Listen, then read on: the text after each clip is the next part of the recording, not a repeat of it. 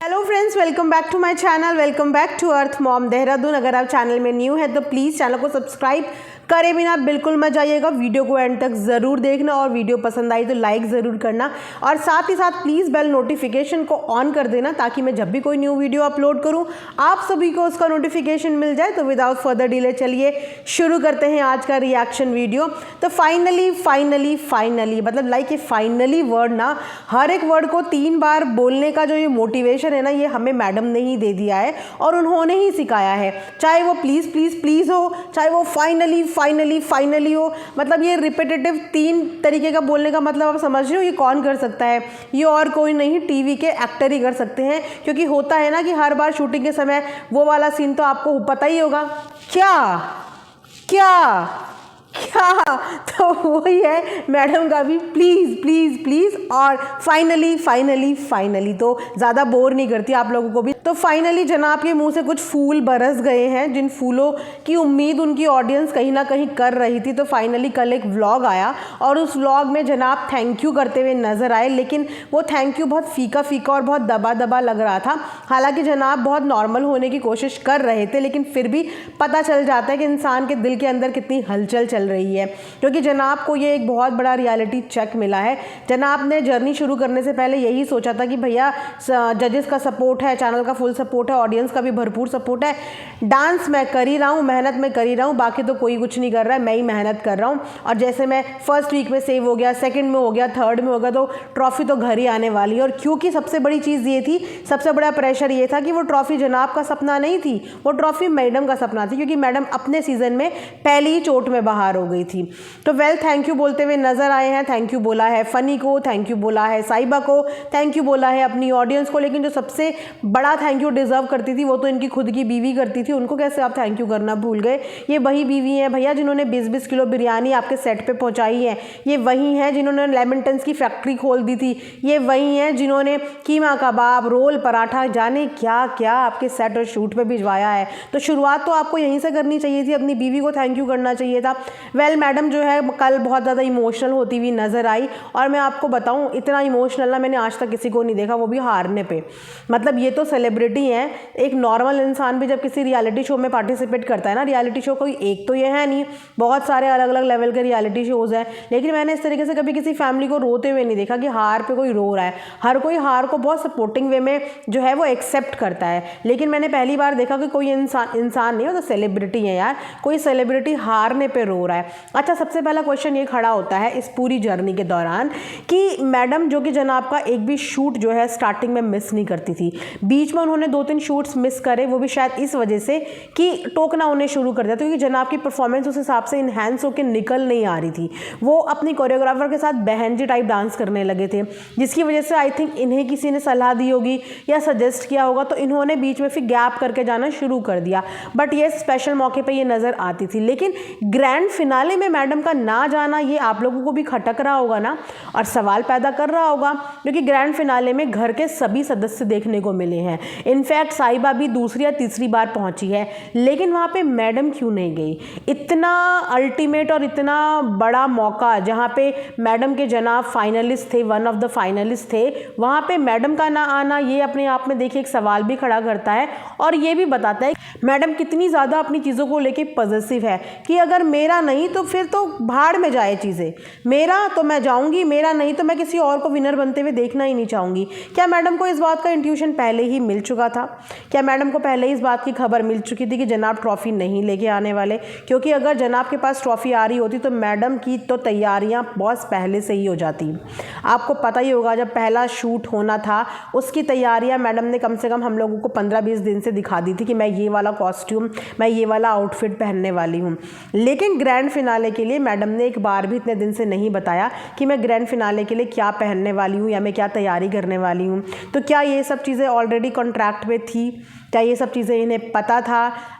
अब तो हम यही अंदाज़ा लगाएंगे ना कि शायद कहीं ना कहीं ये सब चीज़ें इन्हें पता थी, वरना ऐसा हो ही नहीं सकता कि जनाब कोई ट्रॉफ़ी लेके आए और मैडम वहाँ पे ना हो, जबकि जनाब की हर छोटी मोटी चीज़ में मैडम हमेशा जनाब के साथ ही खड़ी हुई मिलती हैं।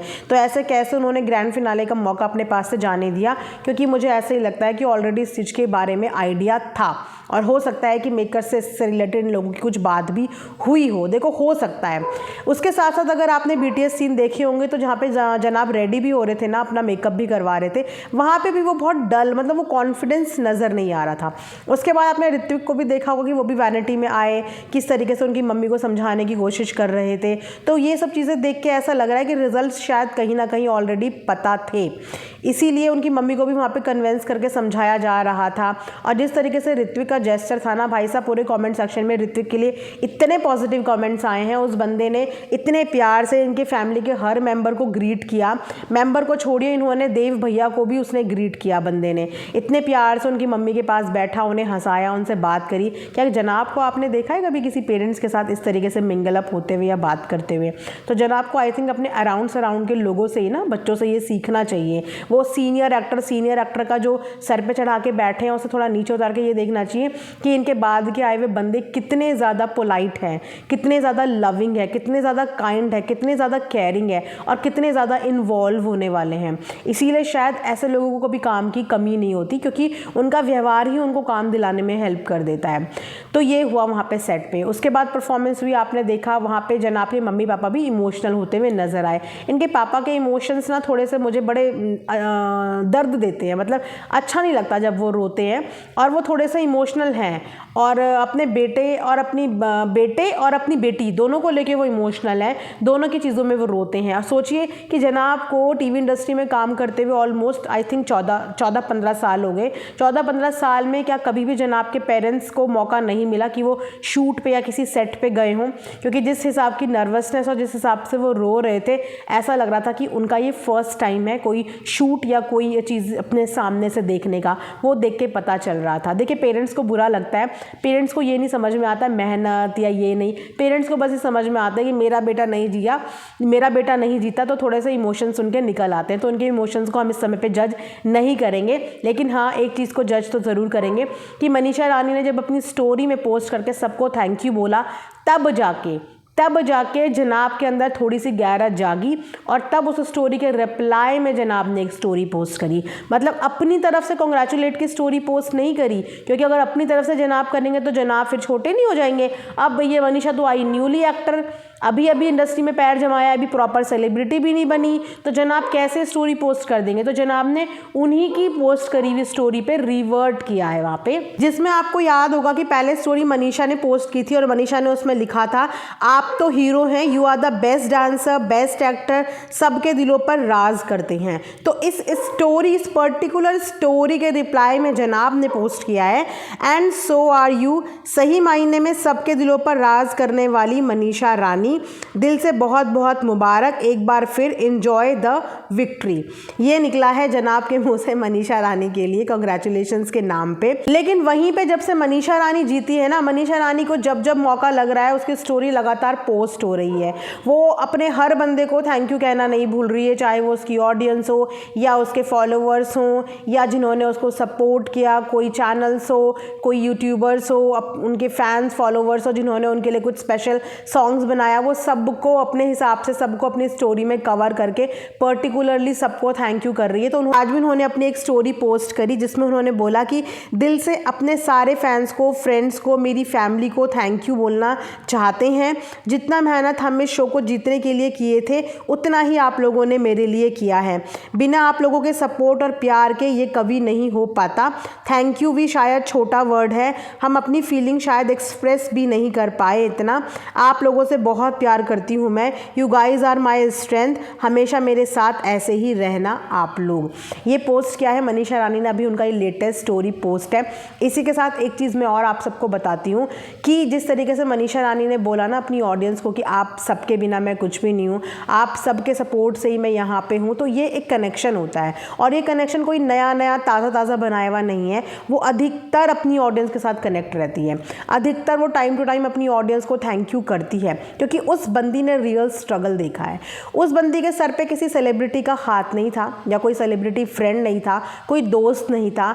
एक मिडिल क्लास लड़की, एक गांव से आई हुई लड़की, इसे कहते हैं अपने टैलेंट के दम पर अपनी पहचान इंडस्ट्री में बनाना। चाहे वो व्लॉगिंग के ज़रिए हो, चाहे वो डांसिंग के ज़रिए हो, हर छोटा बड़ा काम इस बंदी ने किया और आज अपनी पहचान इंडस्ट्री के अंदर खुद बना दी है। तो वहाँ पे देखिए अप्रिशिएट करना तो बंदी को बनता ही है। उसके बाद जनाब के रिएक्शंस का लोग इंतज़ार कर रहे थे, क्योंकि मैडम भी कहीं नहीं दिखी, तो सब इंतज़ार कर रहे थे कि वाकई में मैडम नहीं दिखी, क्या पता व्लॉग के ज़रिए पता चले कि मैडम क्यों नहीं दिखी। तो उन्हीं के कमेंट सेक्शन में एक कॉमेंट आया हुआ है जहाँ पर एक यूज़र लिखते हैं इनको कि ये आदमी ऐसे नौटंकी कर रहा था जैसे चोट एंड सलाइन ड्रिप्स बस इसी को लगी है, बाकी सब हट्टे कट्टे खड़े हों। वो तो शो एंड होने के बाद पता चला कि मनीषा धनश्री को भी चोट एंड ड्रिप्स लगी थी, बट इन लोगों ने कभी सिंपैथी कार्ड नहीं खेला एंड शो पे डिस्कस भी नहीं किया। यस, ये बहुत वैलिड पॉइंट इन्होंने उठाया है, इन्हीं के कमेंट सेक्शन में कमेंट आया है। यही चीज़ मैं बोलने वाली थी कि मनीषा ने शो जीतने के बाद मुझे ये बात पता चली पर्सनली, हो सकता है आप लोगों को पहले से पता हो कि मनीषा को माइग्रेन इशू है। और जिन जिन लोगों को माइग्रेन की प्रॉब्लम होगी ना, वो जानते होंगे कि माइग्रेन कितना पेनफुल होता है। मुझे इसीलिए पता है क्योंकि मेरी सिस्टर इन लॉ इस प्रॉब्लम से सफ़र कर रही है और उनकी जो स्थिति होती है ना माइग्रेन के टाइम, 1 मिनट के लिए वो बिल्कुल ब्लैकआउट हो जाती है। विज़न तक उनका धीरे धीरे ड्रॉप होने लगता है, जिस समय उसे माइग्रेन का पेन शुरू होता है। सो उन लोगों को बहुत अच्छे से पता होगा जो माइग्रेन से सफ़र करते होंगे। और रही बात चोट की, तो हर कंटेस्टेंट को चोट लगी थी, हर बंदे को सलाइन ड्रिप चढ़ी थी, सबको कुछ ना कुछ चोट लगती ही रहती थी। और ये कोई पहली बार नहीं है कि कंटेस्टेंट्स को चोट लगी हो, लेकिन वहाँ पे सिर्फ जनाब थे जिनकी एक एक खरोंच व्लॉग में दिखाई जाती थी। घर का एक एक मेंबर उनकी चोट के बारे में व्याख्या करता था और बताता था, जबकि देखा जाए तो वो लड़के थे और वो लड़कियां थी और जनाब एक टाइम पे एक ही काम कर रहे थे। लेकिन जो बाकी के कंटेस्टेंट है, कुछ तो ऐसे भी थे जिनके एक साथ 2-2 काम चल रहे थे, जिनके एक साथ 3-3 काम चल रहे थे। लेकिन जनाब का तो पूरा फोकस इस शो पे ही था, वो पूरा डेडिकेटली शो के लिए ही काम कर रहे थे। लेकिन वहीं पे चोट सबको आई, लेकिन किसी ने भी अपनी चोट पे कभी भी सिंपैथी नहीं ली। एक पिक्चर ज़रूर जो है मनीषा ने शेयर की थी जिसमें वो हॉस्पिटलाइज हो गई थी, वो पिक्चर ज़रूर शेयर की थी, लेकिन उस पिक्चर की पूरी कहानी भी किसी को पता नहीं थी। वो कहानी भी अब पता चली कि जब मनीषा ने बताया कि हाँ उसको माइग्रेन का भी इशू हो गया था बीच में। और कई बार तो ये भी हुआ कि उसने रात को अपने कोरियोग्राफर को मैसेज किया कि मेरे से डांस नहीं हो पाएगा, मैं नहीं कर पाऊंगी, मैं बता रही हूँ मैं नहीं कर पाऊंगी। लेकिन उसके बाद भी जब उसने परफॉर्म किया तो 30 आउट ऑफ 30 वो लेके आई थी। तो यस, कुछ ये सब चीज़ें थी जिनकी वजह से ना जनाब वीक अपने आप को दिखाने के चक्कर में जनाब वीक प्रस्तुत हो गए, ऑडियंस के सामने प्रेजेंट हो गए। अगर ये सब चीज़ें नहीं जनाब दिखाते तो मेरे ख्याल से हो सकता है रिजल्ट कुछ और होता। और देखिए वैसे भी देखिए परफॉर्मेंस का शो था, पॉपुलैरिटी का नहीं था, क्योंकि पॉपुलैरिटी किसी की भी किसी से कम नहीं थी।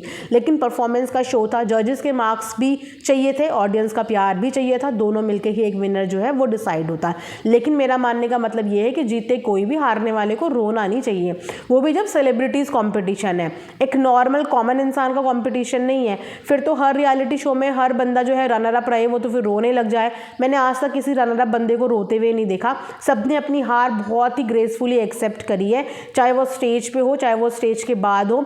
मैडम ने इस तरीके से रोके ना एक बार फिर से अपने जनाब को ना कमज़ोर साबित कर दिया। मैडम तो इस जर्नी से गुजर चुकी हैं, उनको खुद भी पता है कि वो तो सोचिए डे 1 में आउट हो गई थी, जबकि मैडम जनाब के मुकाबले थोड़ा फ्लेक्सिबल भी है, डांस भी कर पाती हैं। उसके बाद मैडम डे 1 में आउट हो गई थी, पहले ही दिन आउट हो गई थी वही परफॉर्मेंस के बाद। तो जनाब तो फिर भी फाइनल तक गए हैं, इस बात का तो मैडम को अपने जनाब पे प्राउड करना चाहिए।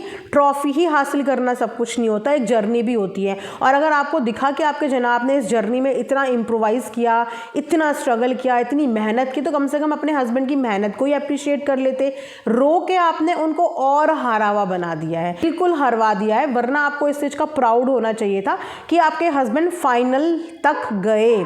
जिस फाइनल की दौड़ में बहुत सारे डिजर्विंग कंटेस्टेंट बाहर हुए, वहाँ पे आपके हस्बैंड फाइनल तक गए, तो आपको इस चीज़ का प्राउड होना चाहिए था। लेकिन इनके लिए प्राउड की डिक्शनरी होती है या तो जीतना, हारना तो एक्सेप्ट ही नहीं है, बस जीतना। जीत गए तो ठीक है, बीच का समझ में नहीं आता। तो ऐसा तो नहीं होता। आप लोगों ने ना फिनाले में एक चीज़ और सुनी होगी कि हर जज ये बोल रहा था हम आपको देखना चाहते हैं एक न्यू फिल्म साइन करते हुए, चाहे वो टरा मैडम हो चाहे वो मल्ला मैडम हो, दोनों ही यही कह रहे थे। इनफैक्ट जो वारसी सर हैं वो भी यही कह रहे थे कि हम बस इस इंतज़ार में हैं कि कब आप हमें एक गुड न्यूज़ सुनाओगे कि यस मैं अपनी फर्स्ट मूवी साइन कर रहा हूँ। तो क्या ऐसा तो नहीं कि जनाब का मूवी का ही कोई कॉन्ट्रैक्ट पीछे से साइन हो गया हो, क्योंकि शो में पर्टिकुलर जनाब के लिए ही ये चीज़ बोली गई है कि जनाब जल्दी से ही खबर सुनाए कि मैं अपनी फर्स्ट मूवी साइन कर रहा हूँ। तो ऐसा तो नहीं कि टरा मैडम या वारसी सर किसी ने कोई मूवी जनाब को कोई रोल किसी मूवी में ऑफ़र कर दिया हो, उसी के बारे में ज़िक्र हो रहा हो। वेल होने को कुछ भी हो सकता है। देखो ये शो जनाब की ज़िंदगी का या करियर का एक टर्निंग पॉइंट सिद्ध हो, क्योंकि हर चीज़ के पीछे एक वजह होती है। हारने के पीछे भी एक वजह होती है, जीतने के पीछे भी एक वजह होती है, और हर चीज़ आपको कुछ सिखा के जाती है। तो अगर सीखने को मिले तो इस शो से बहुत कुछ सीख सकते हैं, और अगर नहीं सीखने को मिले तो फिर नाशुक्री करते रहो कि अरे हम हार गए, अरे हमने तो इतना अच्छा किया था, अरे हमने तो इतनी मेहनत करी थी, हमने तो पैर तुड़वाए, हमने तो हाथ तुड़वाए। ये सब ने किया, बस इतना डिफरेंस था कि आप लोगों ने अपने प्लेटफॉर्म पे अपने व्लॉगिंग में वो सब कुछ दिखाया। एक के व्लॉग में नहीं, दो तीन लोगों के व्लॉग में, और दूसरे कंटेस्टेंट ने वो सब चीज़ें शो भी नहीं की। वो अब जाके बहुत सारी चीज़ें अब पता चल रही हैं कि किसने शो के अंदर कितना कुछ सफ़र किया था। तो ये सारी चीज़ें हैं जो हो सकता है इन्होंने अब सीखी हों, और अगर नहीं सीखी तो फिर आप लोग भी बताइए कि जनाब को क्या लगता है, आपको मूवी शूवी में आने वाले हैं क्या कोई पिक्चर विक्चर साइन कर ली है जनाब ने? ऐसा तो नहीं कि SRK के साथ किसी साइड रोल में सपोर्टिंग रोल में आ रहे हो। भैया you never know. Ta-ra madam तो आप जानते ही वैसे भी SRK की अच्छी खासी फ्रेंड भी हैं, हो सकता है थोड़ी सी लगा दी हो, है ना। तो चलो जो भी होगा आगे देखने को मिल ही जाएगा। जो भी अपडेट्स होंगी आप सबके साथ शेयर ज़रूर करेंगे। कमेंट सेक्शन में अपनी राय, अपने सजेशन और अपने कमेंट ज़रूर दीजिएगा। और यस, मिलेंगे नेक्स्ट वीडियो में, तब तक अपना ध्यान दीजिए। Thanks for watching earth mom Dehradun.